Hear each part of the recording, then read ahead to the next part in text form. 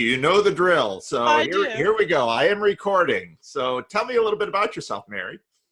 Well, let's see. I live in Georgia. I'm a homeschooling grandmother, and I'll get into a little bit of that later on. I have 9 grandkids, and my husband and I have 1 acre property that we're trying to use as productively as possible. We try and grow as much food as we can. We have chickens, and so we do a lot of that kind of stuff. And you know, it's a lot of fun, and it's a great education. And so that's sort of how we live. My husband's actually an engineer, so we couldn't possibly support ourselves off of our acre, but he has his income, and then I have all the, you know, home economic stuff that I'm trying to have going on. So that's pretty much how we live. I really want to start off by telling you how much I love and appreciate what you're doing. Oh, thank you. And like I told you in the email, I'm going to give you a little love, and you're just going to have to put up with it. So, you know, I started watching you almost, I think, from your very first video that you did about Jordan Peterson. I started watching you. And I know I actually communicated with you early on before you became rich and famous here with all your thousands of subscribers. And one of the things, I would just want to tell you that one of the videos that touched my heart so much was the one where you talked about the defeated lobsters and your service to the people in the Dominican Republic, I think it was. Yeah. And you mentioned about how, you know, it's all well and fine, Jordan Peterson talking about the hierarchies and climbing the hierarchies and the status and all that. And, you know, a little bit of like stoicism that he has going on in his approach to things, but that there are these people that they are never going to climb the hierarchy. Yeah. You know, they've either started off on the rung so far down, and maybe nutritional deficiencies in their mother before they were born. They may have mental handicaps. They may have physical handicaps, or a combination with a social structure that's oppressive, and they're never going to get up that hierarchy. You know, and Jordan Peterson, you know, he says, we don't know what to do about that. Yeah. We don't know what to do about the fact that hierarchies dispossess people. Yeah. Yeah. Well, and you came right back and you said, well, Jesus knew what to do about it. That's right. He knows what to do with those dispossessed people. He tells us how to treat them. He tells us, yes, we can't change the fact that hierarchies will dispossess people, but we have an approach and a way through Christianity of dealing with those people that are the defeated lobsters that really answers that issue. Yeah. And I just love that. I mean, that just moved me to tears. I thought that was just absolutely beautiful. And I do very much appreciate your openness about your sister's passing and the way you've shared about that, because I think that sets a great example of people to see the difference that faith in Christ really makes for us as Christians. I thought that has just been really amazing. I love the way you communicate with people, because to me, you're setting an example for all of us Christians in how to listen to people and speak to people about our faith. You know, I think it's hysterical when somebody will say something to you and you go, oh, well, that's really a little bit of a heretical thing that you're saying. And then you'll just laugh. And you're not like, oh, well, here, I must correct you right now on this point. You know? I think that's just terrific. I just love that. The point about, you know, you're dealing with your sister's passing, it opened up to me. I started thinking about the way you approached it, as saying that how a death in the family or a death of anyone close to us is in a way an education about the human condition. Yeah. You know, and I thought that was really good. And it prompted me to think about, I actually, I lost a daughter who was 22 years old in a car accident in 2005 on Thanksgiving morning. Oh. She was coming home from work. She had worked all night. She's coming home, apparently fell asleep at the wheel of her car, and she drove up under a parked tractor trailer and was killed instantly. Oh, so, sorry. Yeah, it was very, it was a very devastating thing for our family. But there's some things that I just really remember about that event. Like my daughter-in-law, who was only a few years older than her and had already a couple of children, she spent a couple of days in my house, and every time I would look at her, she would shake her head and she'd say, "You never know. You never know. You just never know." And it was like I watched her processing in that way and realized, why is she saying this over and over? It's because she's trying to absorb it deep into her soul. You know, and I could see that, that process happening with her. And really, it was one of the reasons it was such a great shock is the daughter who passed, her younger sister was in the Marines and was in Iraq. So of course, I was worried about the one in the war zone, and I lost the one that was living in my house less than a mile from my home. So, that was in itself kind of this weird sort of inversion of what my concerns were. And then another thing that I noticed, my daughter had a lot of friends. She's very active in our parish with the youth group. There were hundreds of people at her funeral. One of the things that I observed was her nieces and her friends, and going into her room, up into her bedroom, and just sitting there crying together amongst all of her things. And then they would come down, out of the bedroom with a t-shirt or a sweater or a stuffed animal, and they'd say, "Is it okay if I have this?" And, I could have been like, "No, don't touch your things, leave them." But I realized, why did they want those things? Because they were gonna make them feel closer to her. And so I freely said, "Yes, you can, whatever you want, you can take." And just to give them that little bit of comfort of just being able to hold close to them something that belonged to her. And it reminded me of how we are, I'm Catholic, so how we are in the church with the relics of the saints. That these holy people who have passed on before us, we still want to keep them close to us in the family of God. So we have, their relics that we keep. And, I just thought that I saw that connection. And then I know that, you talked about how out of order it feels to lose a younger sibling. And some of the commenters under your YouTube video about it made the same comment about how wrong it feels when someone who's younger than us, or a child or a younger sibling, passes. And, that I recognize that. That's really how I felt. My oldest daughter, to her, it was like a combination of losing a younger sibling and losing a child in a way, because she had been 9 years older. So she had been so, helpful and taking care of the younger sibling, over a period of many years. So for her, it was just so devastating. And I remember telling a friend of mine shortly after my daughter died, about how it feels like the universe is turned upside down. And I said, if I poured water into a pot and put it on the stove and turned the fire under it and then watched it turn to ice before my eyes, I couldn't have more of a sense of everything being backwards. So, everybody says that losing a child is the worst thing, and everybody's right about that.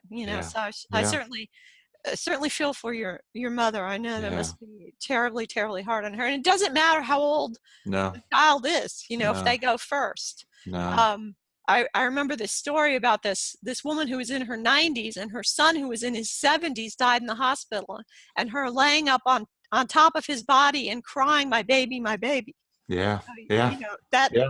That never, the age doesn't really matter when it comes to that. So that's just some thoughts that I had of things that I kind of observed. Well, those are really helpful. Thank you. No, that's really helpful. And I part of the reason I part of what I want to do with this channel is exactly what we're doing here, so we can share these stories, because I can't tell that story, you can, and that story should be told, because there are many people out there who are suffering, who are suffering, and they feel alone, and they feel that nobody understands or knows or has been in their place, and it's not true. And we're not alone in our suffering, but grief makes us feel isolated, and it's a hard thing. It's a hard thing. So Yeah. thank you for sharing that. I appreciate it. Well, I think sometimes we isolate ourselves in our grief. Yeah. Like one friend of mine was talking about, the reaction of Americans to a death versus the reaction of people, say, in the East or in the Middle East or something, and how she said, here we are, went to the graveside and we're all standing there, yes, there's some crying, but, there's no extreme outpourings of mourners. emotion, right. And she said, whereas she said, if this was in some other countries, you'd be wailing over the death. That's right. So I think that in a way is part of, we isolate ourselves by not wanting to engage with the emotions and let them out. So that's probably part of it. Well, you're having trouble with that dog, aren't you? It's very unusual. He's usually pretty quiet, but the lawn guys just went out there, and there's a bunch of leaves out there, so it could get noisy. Hopefully it won't be too bad. But that's life, That's life. Right. Yeah, your dog doesn't know anything, but he knows his own instincts to bark at the intruders, and that's exactly right. He's just protecting you, Paul. That's I all. know. He means very well, and I could sit there and say, these guys come every Wednesday and they do the same thing, and you bark at them. You can't assimilate this. Well, not too easily. So he's just a dog. Yeah. Well, let me tell you a little bit more about my background, because I know you've had a couple of ex-Jehovah's Witnesses on your show before. Yeah. And I was brought up as a third-generation Jehovah's Witness.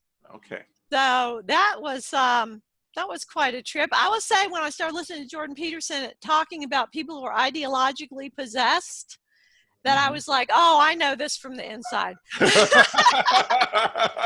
because I would definitely classify Jehovah's Witnesses as a cult. And I would say that they train their members very well in how to block any outside thoughts from getting into your head. And so I think it's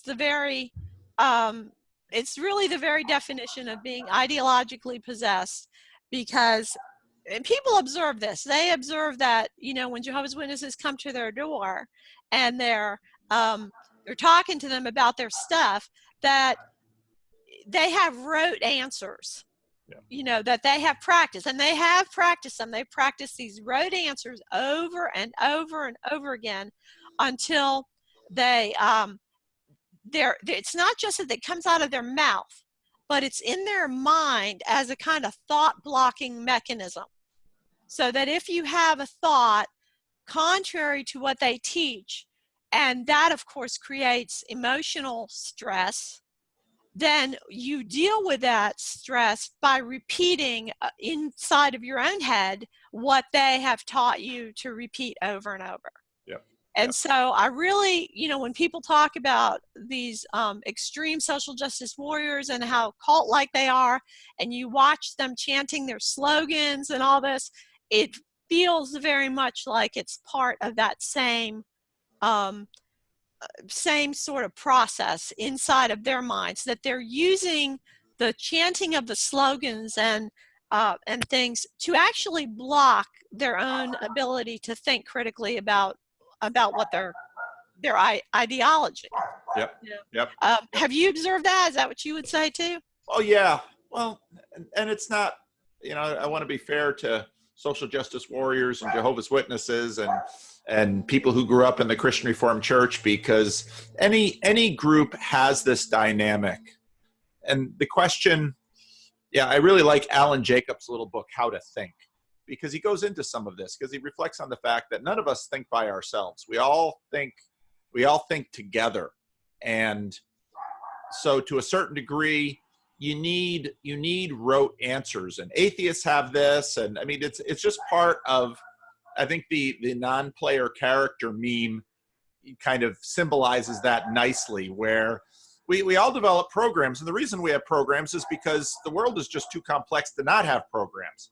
Now, problems happen when there's dissonance between the programming, what you're experiencing, what you've been told, and then now suddenly you're out into the realm of chaos. Now you're into the underworld, if we're going to use Joseph Campbell language. And well, now we have to do some more thinking, and now we have to do some more figuring, and we have to figure out if we're going to assimilate, and then suddenly a community that, and this, I think, so as individuals, I have much more compassion to those who have been programmed, in a sense, because individuals are just individuals. But in terms of a community, now you have the question, can the community process these dissonance factors together? Because no one system has all the answers. So how do we as a community deal with this? And that's where I think the stronger, deeper values of faith, actually, because faith is being certain of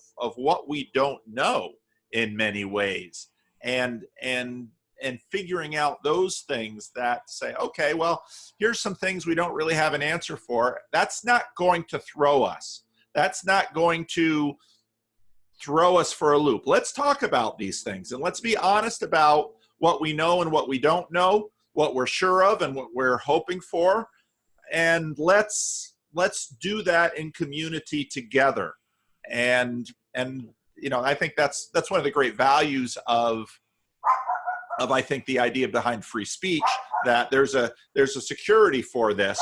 But as Eric Weinstein talked about this in a conversation, I think, on the Rubin Report, which I've never been able to nail down that quote again, or find it again, because I just don't want to watch the whole thing again. But Eric Weinstein, he said, in order to have that kind of security, you do need to have a certain sense that everything is okay. And that's really what I think Christianity offers, because here we have a God, and he's the maker of the world, and Christianity is a good story. It's a comedy with a happy ending, and the God is trustworthy and good. And so there's lots of things I can't know, like my little dog can't figure out the lawn guys, but I do know his character, and I can trust in his goodness. And that means that I can acknowledge things that I don't know, and I can be in relationship with people that I have differences with. And to me, that's the difference between a very closed system that says our system protects us, and what I think the heart of Christianity is, it's not that my system of, let's say, Calvinism or whatever is so integrated or tight. This is my attempt to know this God, but it's the God in who I trust, not my system of Calvinism. Right. Well, I think when you talk about the fact that the group has an openness to be able to process these things and uncertainties together, that's exactly the opposite of how a cult operates. Because I'll give you an example.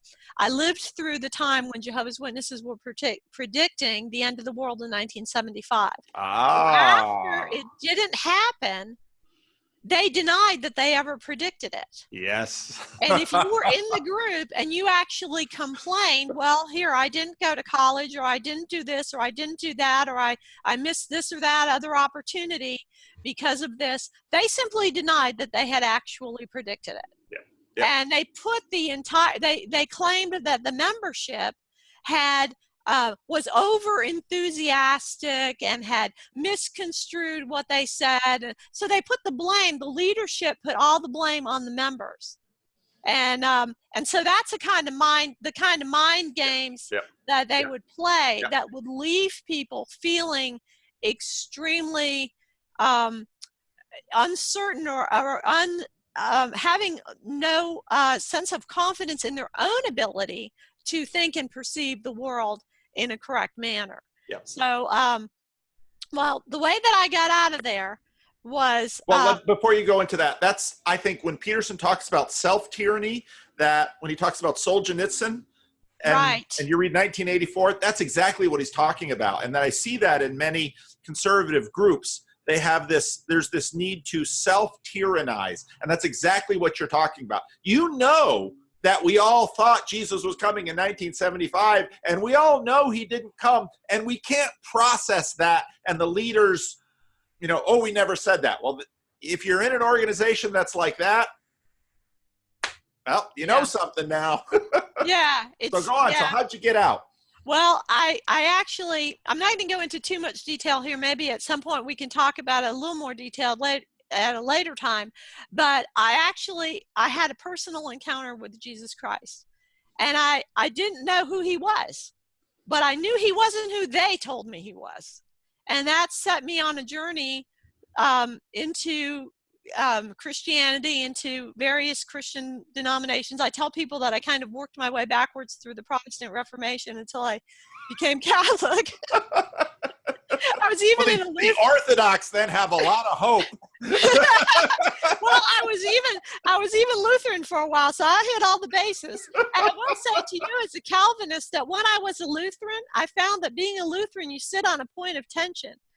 And there's a lot of things that Lutheranism stops. It's like, well, we're not gonna deal with this, that, or the other thing, and you're left on this point of tension where you either have to become a Calvinist or you have to become a Catholic.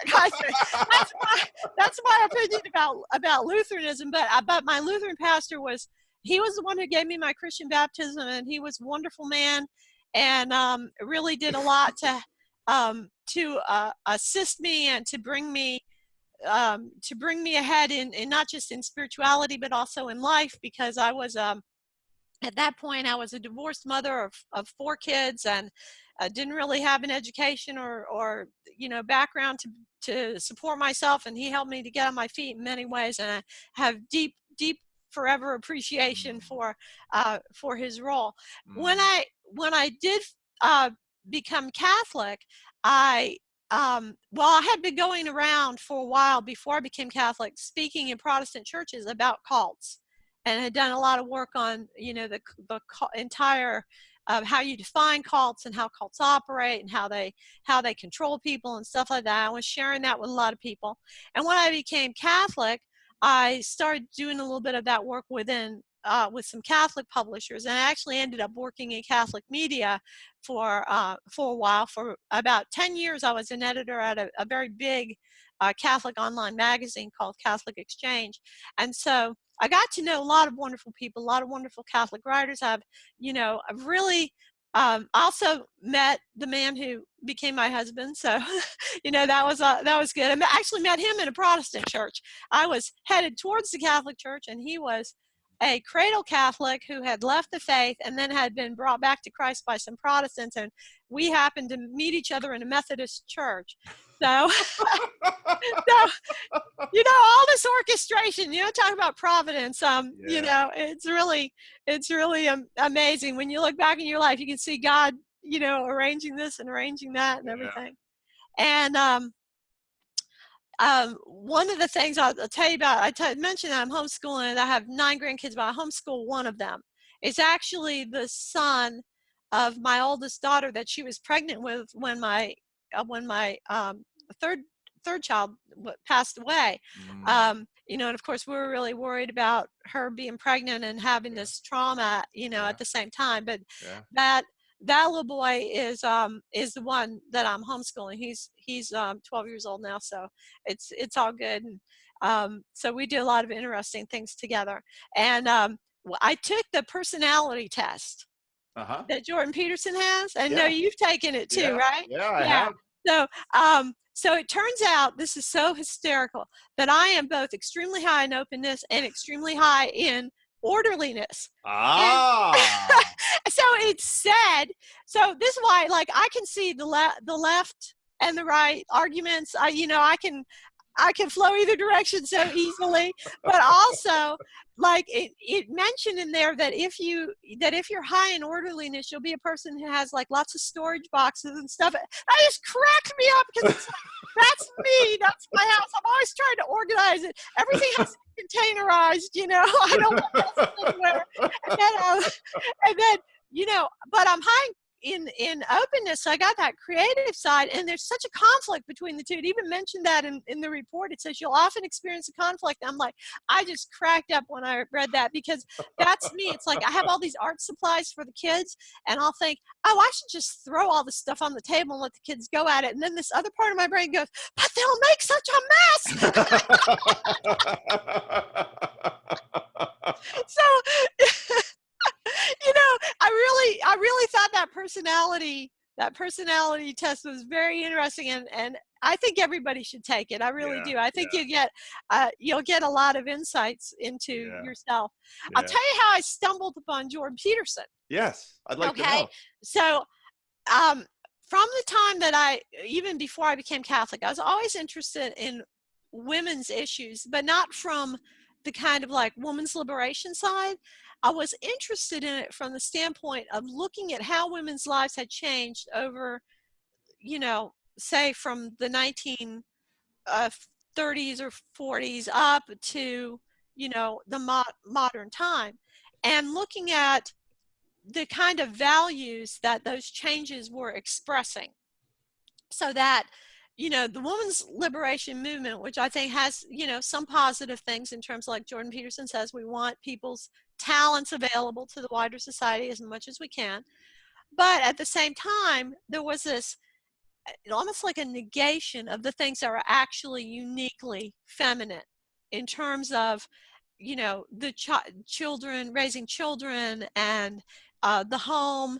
And also I was looking at and thinking about, well, who benefits? Who's really benefited from the women, you know, en masse leaving their home and going out into the workforce? That, yes, in some cases women have benefited, but a large part of the benefit has accrued to the corporations. That's right. Because when women stop making soup at home, well, here comes Campbell's, you know, good, we'll make the soup for your family.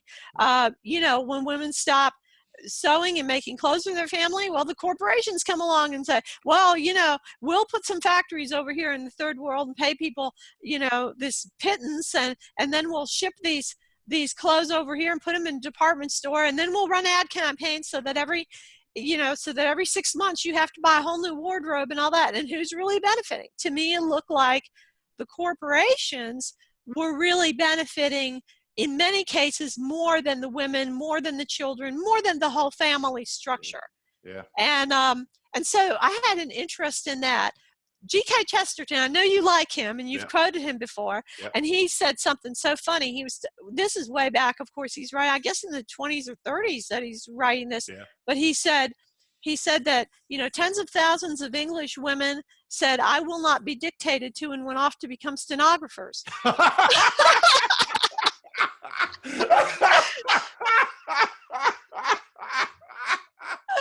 Oh, that's Chesterton. Oh, he's a master. But he also said something else that was so interesting about women. He said that the man is narrow, but the woman is broad. The woman's interests are broad, and the man is a specialist. You know, he becomes a specialist, but the woman has to be broad because her role is to teach children about the whole universe. So she has to be broad. And he also said that the home is the place of freedom.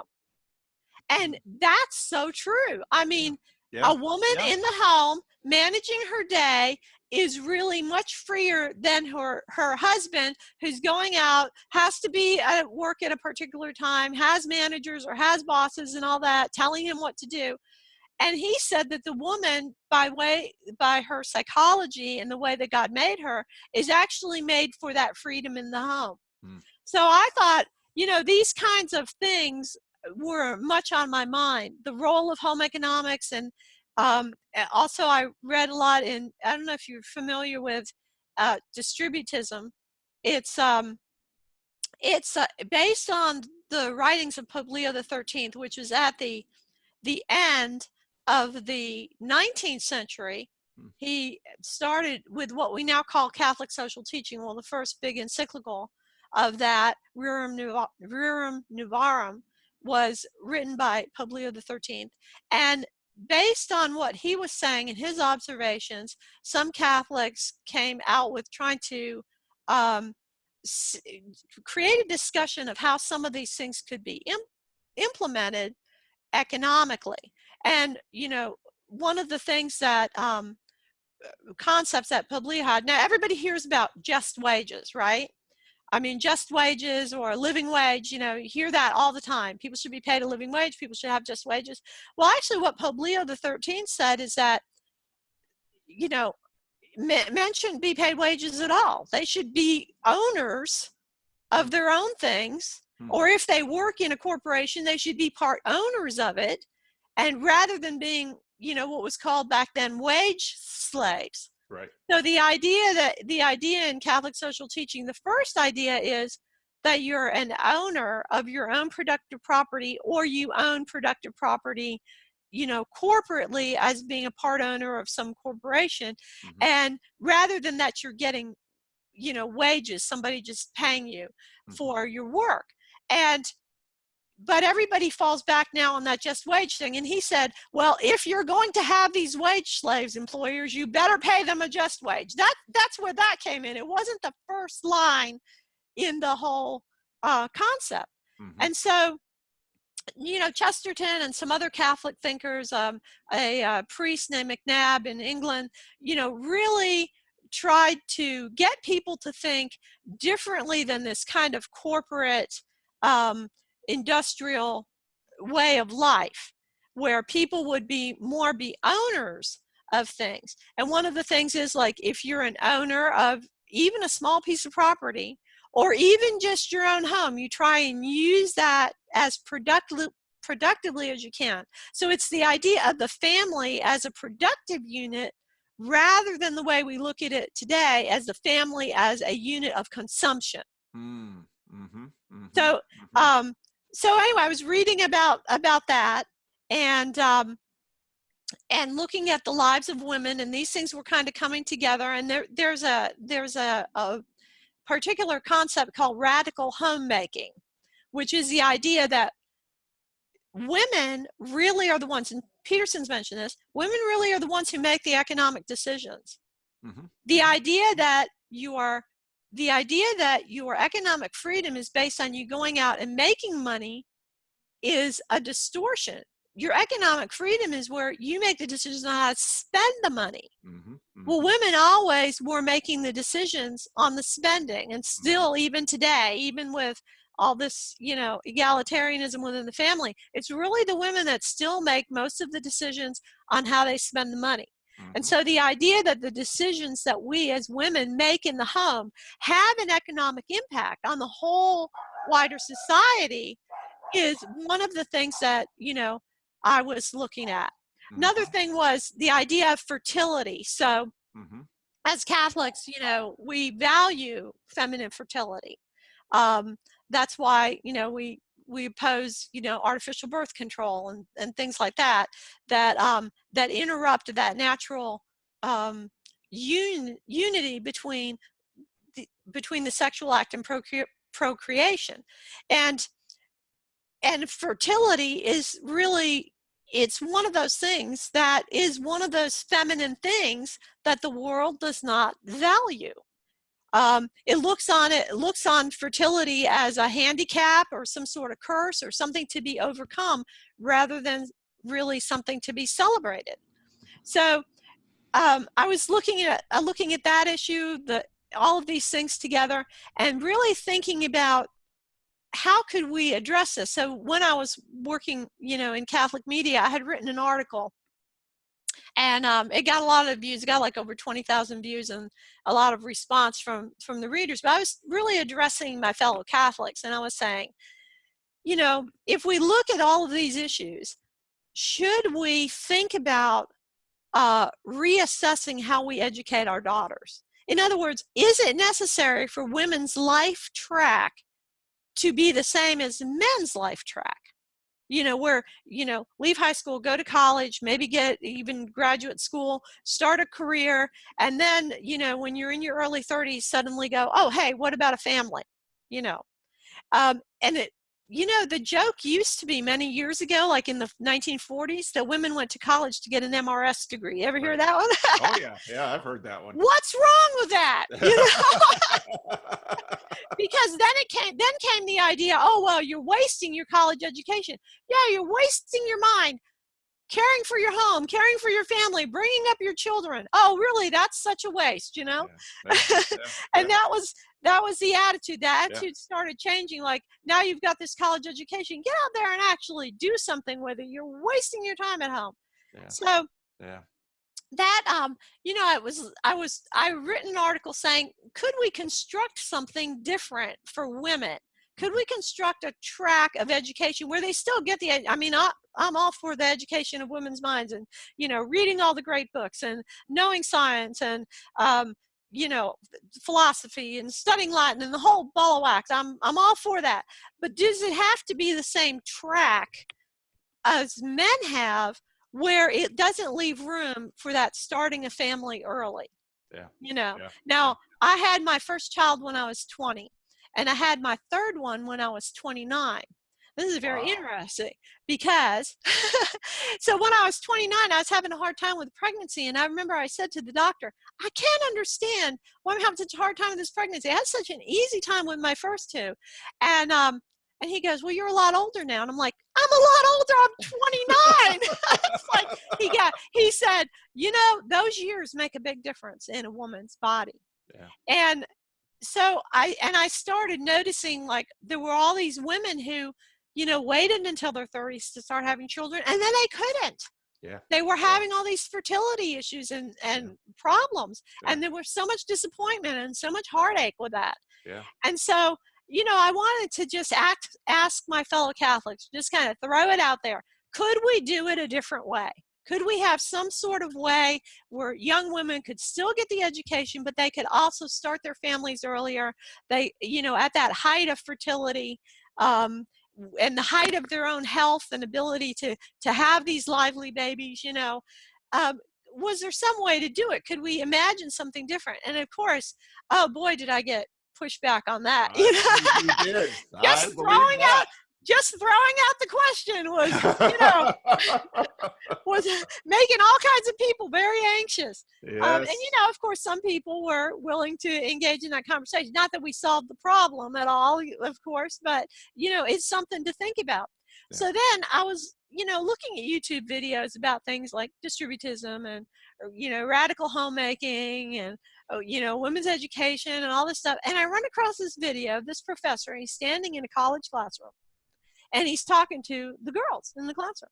And he's saying to them, listen, I'm going to tell you how it really is for women. That first of all, you think you're here to have a career. I'm going to tell you that most people don't have careers, they have jobs. That's number one. Number two, that when you get into your 30s, you're going to want to have a family. You're going to be hitting a time crunch that the men are not hitting in terms of being able to find a husband, start a family, get all your ducks in a row for this. And you're not going to find the satisfaction in these jobs and careers that you'll find in a family. And I was flabbergasted. I was like, whoa, somebody is actually saying this. Oh man. I was just like, because nobody was saying this. Yeah. Nobody had the guts to say this in public, to college, to college age women, because that flies in the face of all of the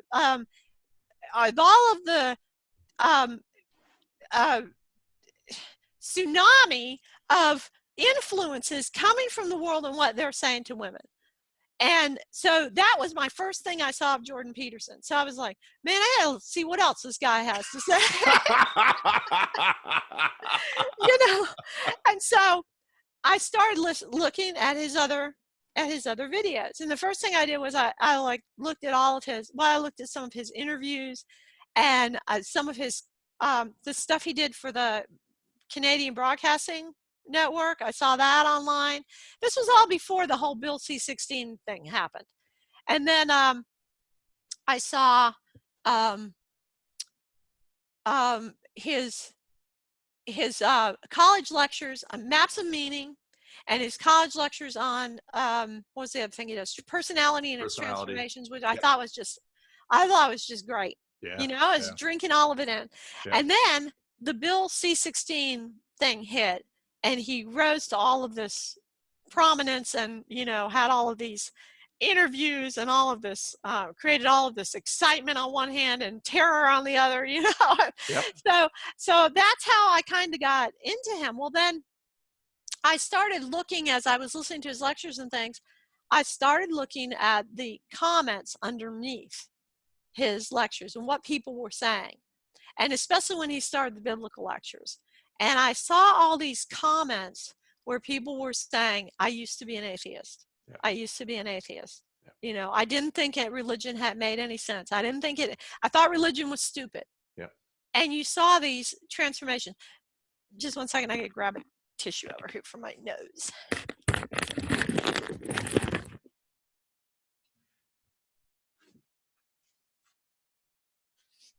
Cold is really doing a number on me. That's anyway, okay. So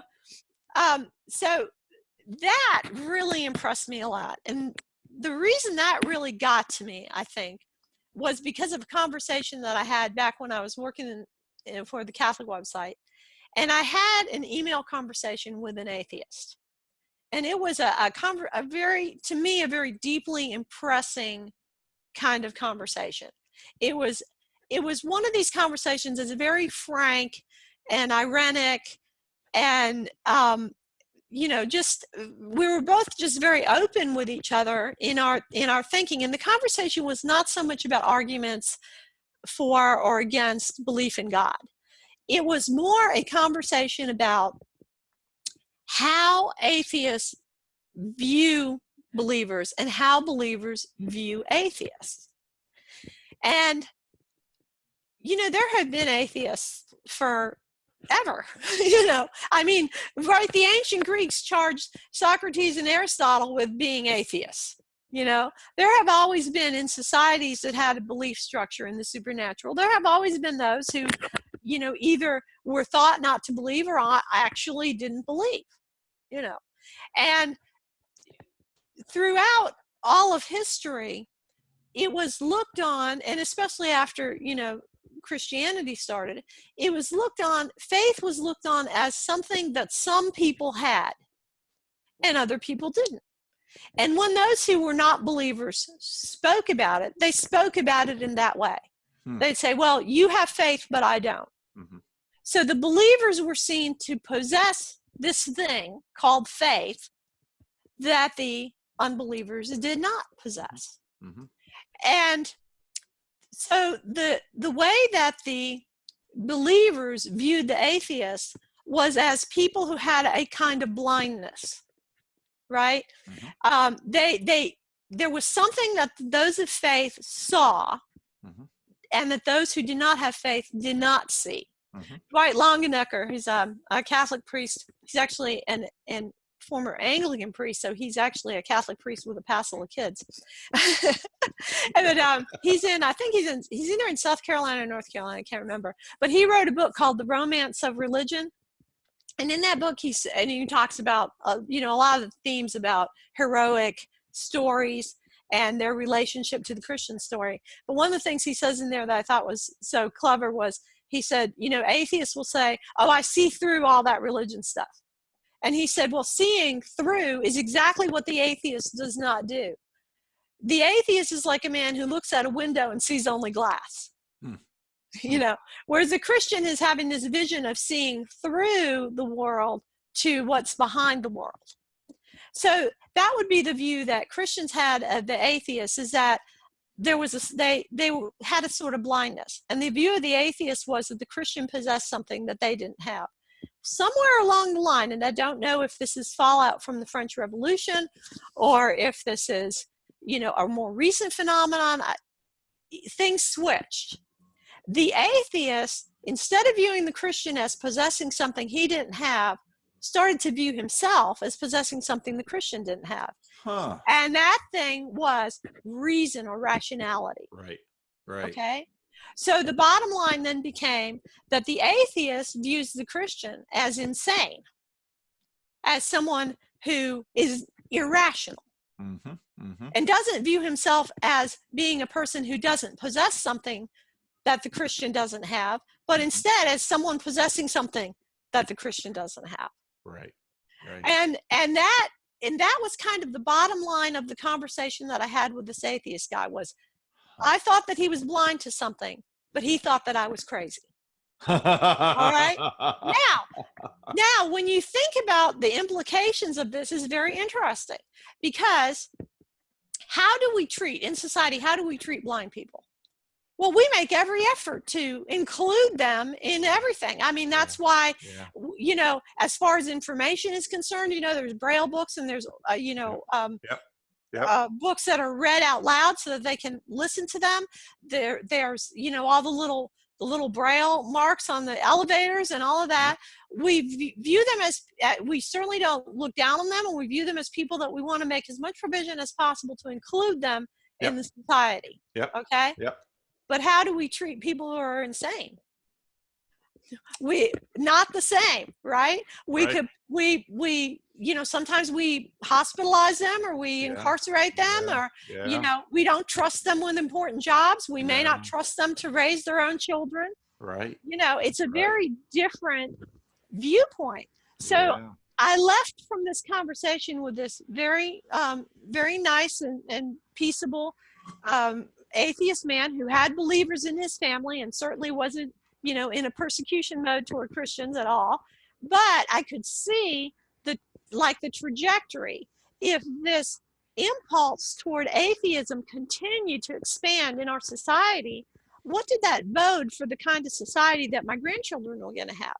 You know, if you have if this atheist wave kept growing and growing, and it became the preponderance of the people in society, what would happen to the Christians? And you already had some atheists saying things like, well, it's child abuse to teach a child, you know, the Christian faith. Well, it's not a long walk across the street to say, well, you shouldn't even have your children or be able to raise them. That's right. So it had put a sort of a pain, or a little pang in my heart, after I had this conversation of thinking about what the future would be like if this just kept going. And I couldn't see anybody out there. And for all of the great, you know, apologists, and, you know, people like C.S. Lewis, and even present apologists, Peter Kraft, and all those people that I read, who made these great arguments, I didn't see that wave subsiding in any way. Then I started seeing all these comments under Peterson's videos. You know, I used to be, and I was like, here's somebody who's finally getting through. Here's somebody that can say the things in the way that it is getting through to people who are atheists. And that filled me with so much joy. It really did, because I said to somebody, I said, it is really possible that in my lifetime I will see atheistic materialism fall, you know, as a viable belief structure. And I did not think that I would see that in my lifetime. No. Did you feel that way too? No, I felt exactly the same thing. And I had very much the same experience you did. Peterson was saying things as like, wow, I didn't expect a psychology professor to say things like this. Many academics are rightfully concerned about their vocations and their employment, and so they shut up about what they really believe. They'll say things in private, but they won't say it in public. And here was a guy speaking his mind in public. And then, just like you, I started reading the comment section, and I said, atheism has seemed to be a one-way road. Once you go to Sam Harris, you don't come back. Well, they're coming back, and they're coming back because of Jordan Peterson. I have to pay attention to this. And that was exactly my experience. But I love how you just articulated this. I think you just I just think you just laid this out so nicely and so clearly and so helpfully. And I think you're dead on right. That's no, I can't improve on what you just said. It was really, really good. It's And joyful, isn't it? it's joyful. It did. It just That's filled right. my heart with so much joy Yeah. to Yeah. see that, and gave me, a better sense of hope for the future of our Yeah. society, for the future that my grandchildren are going to be Yeah. living in. It just, Yeah. I just thought it was terrific. Yeah. So that was really a great thing for me. The other thing that's been so amazing has been all of the stuff that surrounds Jordan Peterson. So, you know, the Rebel Wisdom stuff, which you enjoy, I like listening to them too. Jonathan Pageau, Yeah. what a treasure. Yeah. Yeah. To Yeah. all Christians he is. I wish he had, 1,000,000 subscribers to his YouTube channel. It's just amazing. Yes, yes, yes. You know, Such a sweetheart of a guy. uh-huh. So much fun to talk to. I love Jonathan. Yeah. Yes, yes.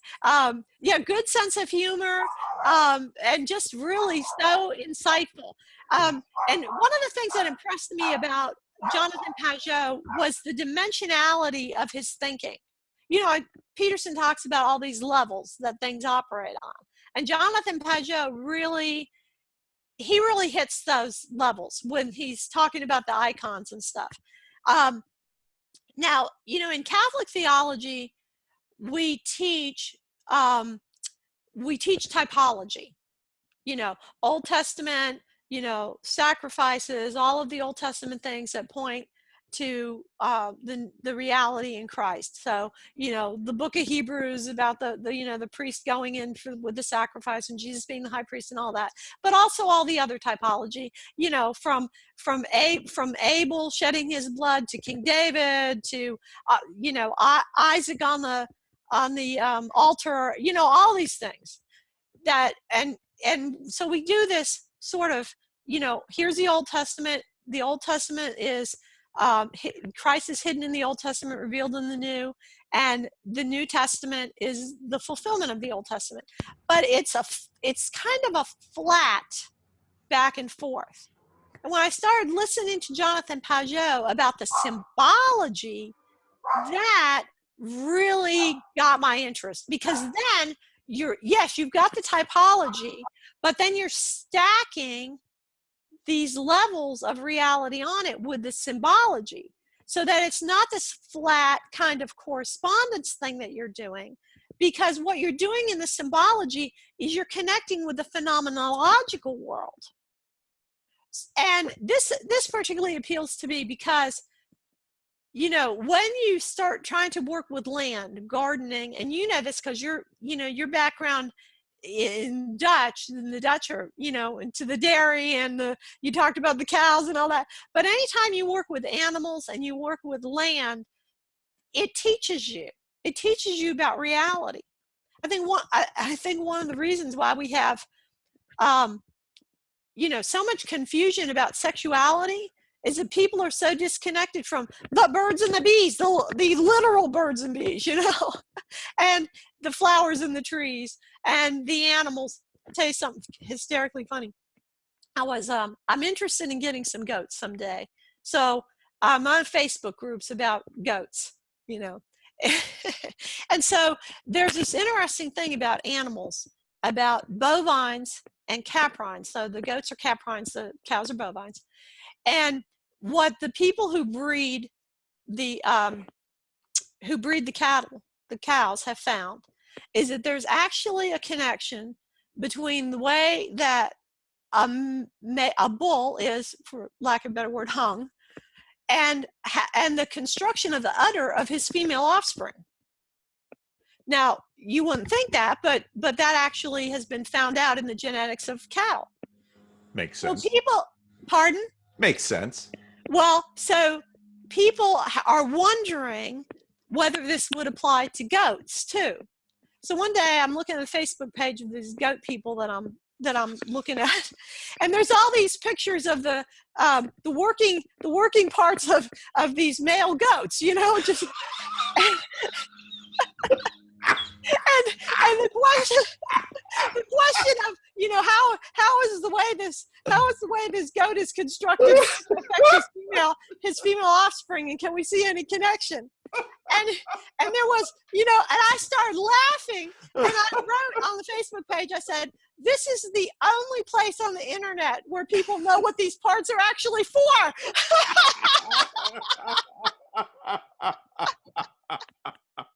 So, you know, there's something about being connected to the earth and to animals that just is like reality. Hey, That's reality right. suddenly strikes That's you. right. And I think a part of the problem with our society is that whole disconnection that people have. They now Yep. think that these things are, you know, that you can do anything with these things. No, they actually have a purpose. They have a telos.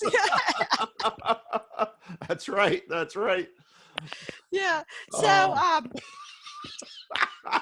so bouncing off of that, something I learned from Jordan Peterson and something I learned from looking at some of Jung has to do with the fact that we have these archetypes of male and female, you know, in our psyche. You know, we have these elaborate constructions that are, you know, part of it is ancestral, maybe even going back to the animal world. And part of it is based on our experience in our family and all. And we have these elaborate instinctive set of programs or responses and impulses in the area of masculine and feminine relationships, or male and female relationships. Mm-hmm. But of course, that stuff is it's fallen. It's fallen just like the rest of the human world has fallen. Yeah. So, you know, thinking about one time, Jordan Peterson showed a picture of the Virgin Mary holding Christ, and he made the most interesting statement.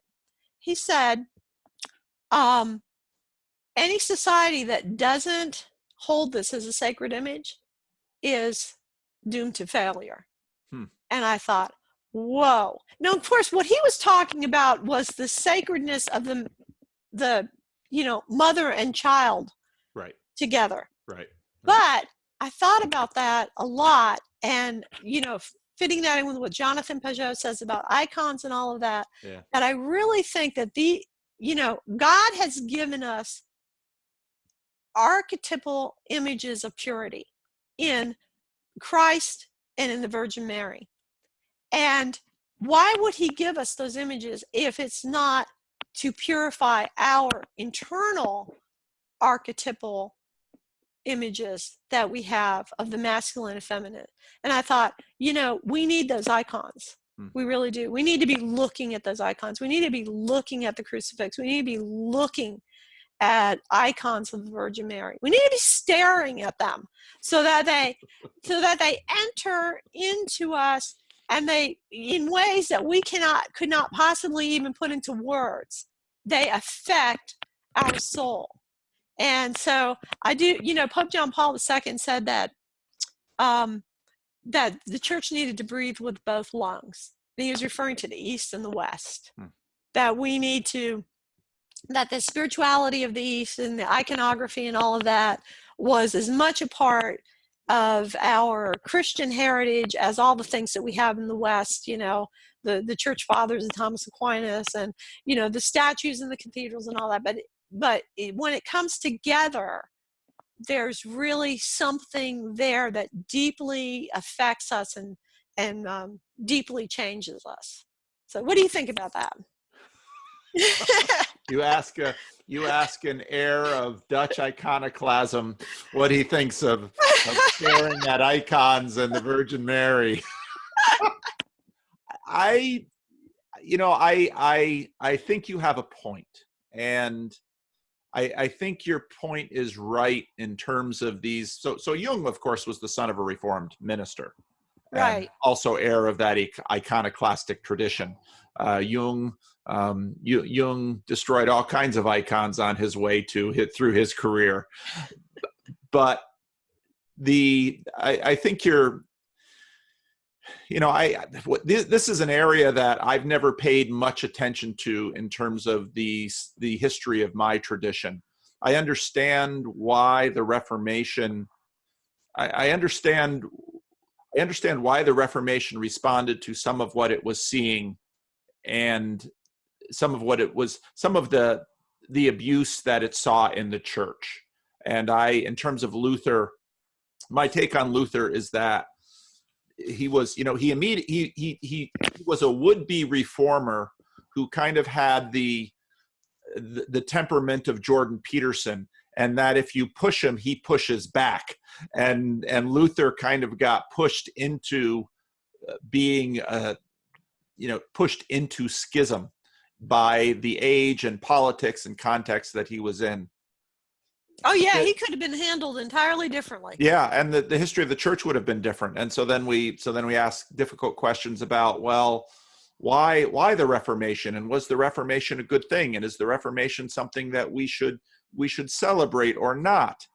One of the things that I ponder about, so when I was a number of years ago, I decided I was so tired as a pastor of preaching series that I said, I'm just going to go through the Bible and start with Genesis. I'm just going to go through it.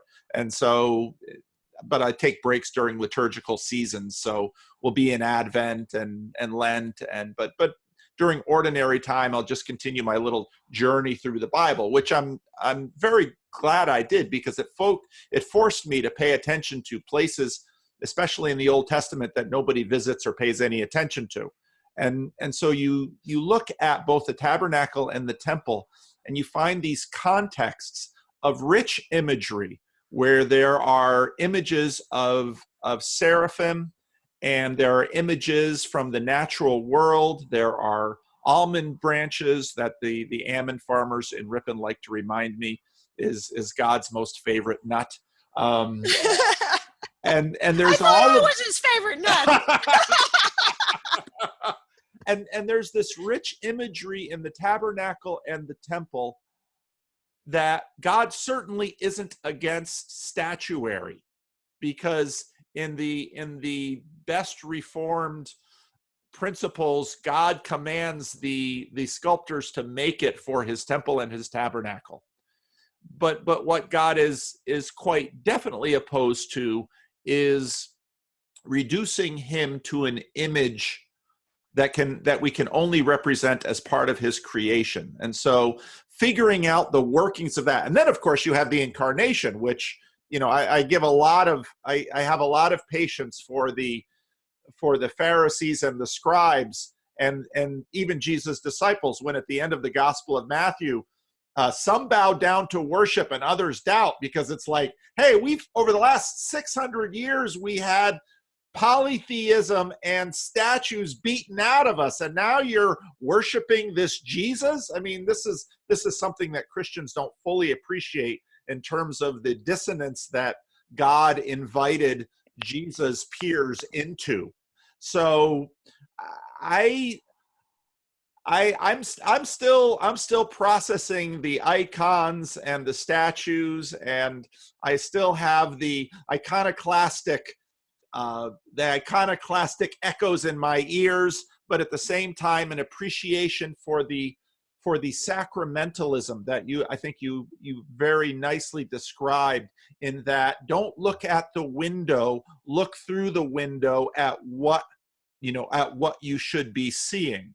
And I think some of what Protestants lost, and a friend of mine, I should probably have him on for a conversation, Len Vandesy, wrote a wonderful book in IVP about sacramentalism, where, when it comes to the body and the blood, the Eucharist, the host, the Lord's Supper, that John Calvin said, this is, Jesus is present here in the body and the blood. We just don't know what to do with that word present, given our philosophical context. So, I listened to your point.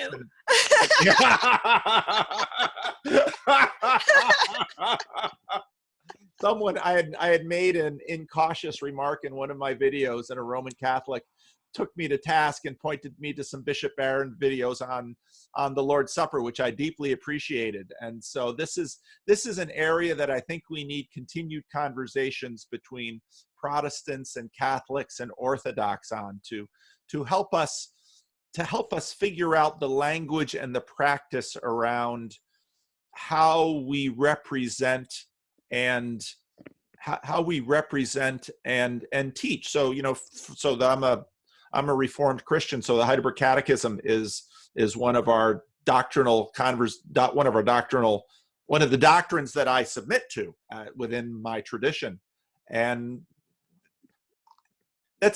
I would love to, and I think in glory we will have the opportunity to pull John Calvin and Martin Luther and some of the popes together and all gather and say, all right, let's talk about art and representation in the Christian life, and how ought this to work. So that's where I'm at. That's where I'm at right now. Or we might have something better to do. Well, hey, you know, I see life in the age to come. I don't know how God's going to arrange it, but we don't even know how he arranges this one. But I think we will go further up and further in, as C.S. Lewis says, and we will find levels of his glory that today we hardly recognize or appreciate. And I think part of that will be the healing of the story of this age. And, oh, definitely. Yeah. And I deeply long for that and anticipate that. So yeah, and you show that so wonderfully in your YouTube videos that I'm sure it's moving many people's hearts. I can see by the comments underneath it, people really appreciate that. I mean, you know, your faith definitely shines through, and the centrality of Christ to the way you process everything is just really terrific. And so, you know, we share that, even if we have differences about some of these other technical things. We definitely do share that. And we call I don't know if you're aware of this, but in the Catholic Church, since Vatican II, we've come up with a phrase for describing Protestants, and we call them separated brethren. So that's beautiful. Yeah. So that, and one of the things that Vatican II said was that a longing for Christian unity is one of the best evidences of the work of the Holy Spirit in a person. Yeah. And I think that's definitely true. And I can see in my lifetime, you know, when I was my mother's side of the family comes from southeast Massachusetts, and you know, these two little Christian Reformed groups of huddled Frisians who came over clinging to cows into Whitensville, Massachusetts.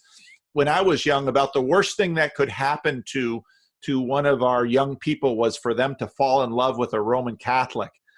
And that was, you know, that's only 40 years ago. But today, the CRC, you know, does participates in community services with the Roman Catholic priest in the Catholic Church, which is right next door to the church my mother attends, and so much healing and reconciliation has taken place, and I'm deeply grateful for that, and I hope it continues.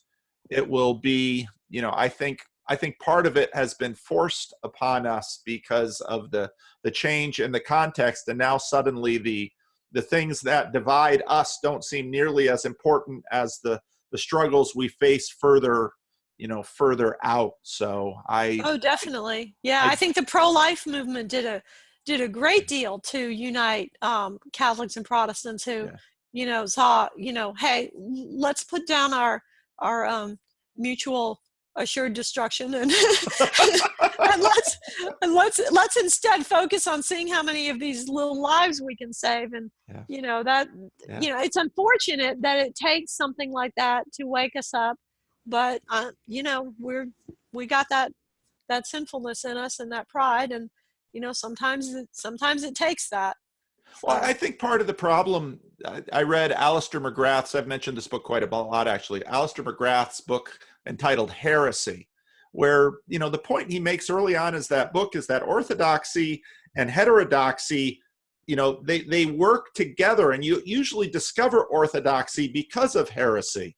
And right. So, the issues that we're continuing to work on, I mean, ideally Protestant churches, the reason we have this word Protestant is because we're protesting some things. So I think deeply at heart, I think what should be at the heart of every good Protestant is, in fact, the unification and purification of Christ's church.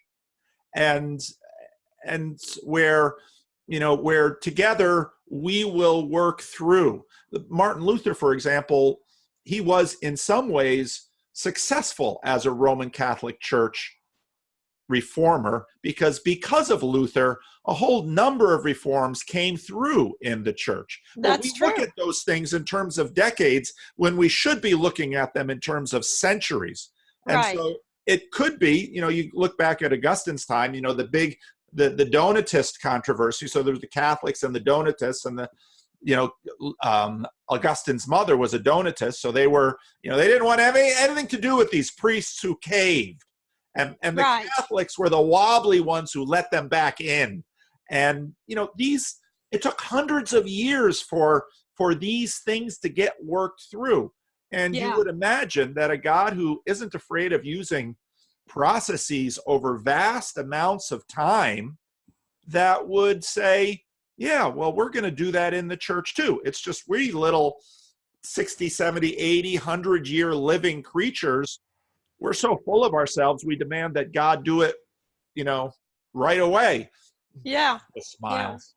Yeah, we're not very naturally patient. No, we're not. And, and I think one of the things that, you show in your videos a lot is a phrase that we use in the Catholic Church a great deal, and maybe you use it also, and that has to do with providence. Yes. Like it's all in the providence of God. That's right. But you don't know that until you look back. That's right. Whether we're looking back on our own life or, in the future age, we're looking back on this age, Right. or we really can't see the providence. When you look at, how God has such total respect for our freedom, and why should he? I mean, what are we that he should have any regard for our freedom? It's just amazing. How irresponsible can God be? That's why I tell people, don't play chicken with God. Look at the risk. We don't have that much respect for each other's freedom. We want to control everybody. We can't even control ourselves. God has such high regard for our freedom that he so gently and subtly orchestrates all these things in such a way that he accomplishes his will, and yet he doesn't dominate us and control us, and he gives us our freedom. And it's just, when you sit and start pondering that, you suddenly have to say, okay, criticism of the way the world works is really way above my pay grade. I don't know anything. So that's kind of where we're at.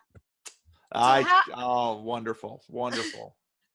How's your time going here? I've got to wrap this up because I had a couple of people who want to do lunch with me because they're interested in my church. And so I don't know if they're watching my videos. I get calls now from people and they're like, well, we want to know more about your church. I'm like, do you watch my videos or not? Because have you been to my church?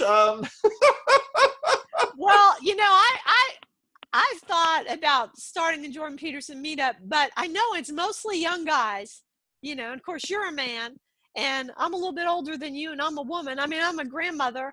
And so I don't know how they'd respond to, talking about Jordan Peterson with an older woman. I think wonder. Once people see this video, they're gonna want you to start a meetup. That's what I think, because I think folks are gonna love this video if we post it. If you agree to that. Oh, absolutely. I do want you to post it. And I think it should be just like we've done here.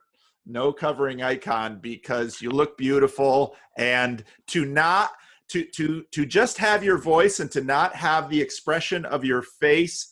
And I think that would be, we can figure that out on email after this, but I think you would be, it's harder to start a meetup if, it's been easy for me because of my videos. And so my friend in Southern California, John Van Donkey, had a little harder time. So I came down there and we got it going. But I think you should definitely start one up because I think it would be great.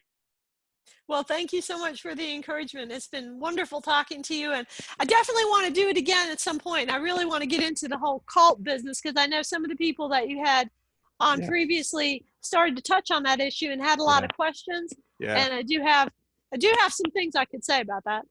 Well, You might not be surprised. I'm trying to, if I can ever get the time, I've got all these ideas for other things, and part of it is to have more people in on the conversation, and then we could have we could do maybe a grouping of four or six people and talk about cults and some of this stuff. But oh, that would be great. Yeah, for me, it's just about finding time. So we'll see what comes. We'll see what comes. I mean, I didn't plan any of this, and just God is so good.